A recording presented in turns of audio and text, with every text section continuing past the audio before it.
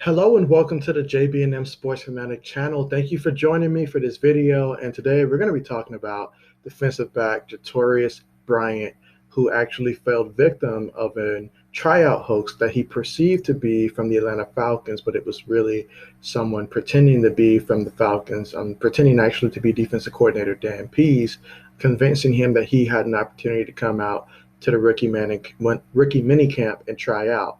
And so ended up, coming out this weekend. Obviously, expectations extremely high. Just try to picture, being in that scenario where you're thinking, like, okay, I'm about to go out there and get a tryout. I'm excited. This is my opportunity to show the coaches what I can do. And then you get there after telling all your family and friends, like, look, I decided, well, the Atlanta Falcons, they reached out to me about a tryout, so I'm gonna get an opportunity to go out there. Everybody's holding their breath, thinking this could be really big, only to find out that you did not even get an invite.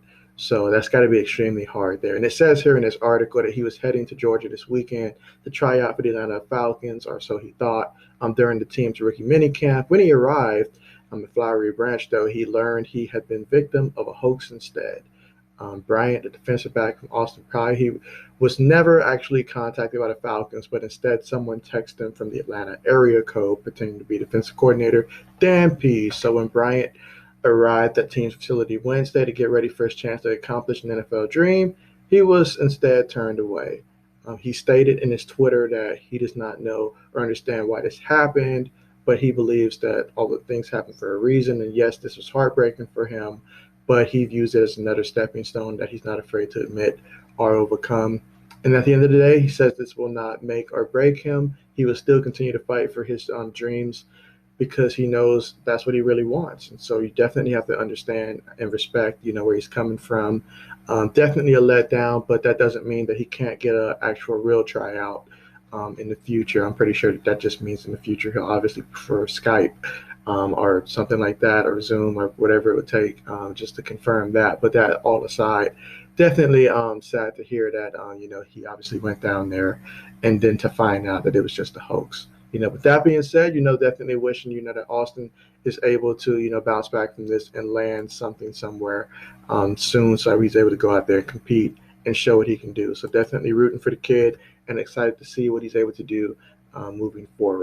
So to give a little bit of a background about his collegiate days, going back to 2015, he was a redshirt freshman that year. So they redshirted him his freshman year, and then 2016 as a redshirt freshman, he collected 5 tackles in 5 appearances in his first season as a Governor. Obviously, being redshirt the prior season, he earned his first career stop against Tennessee State November the 5th of that year.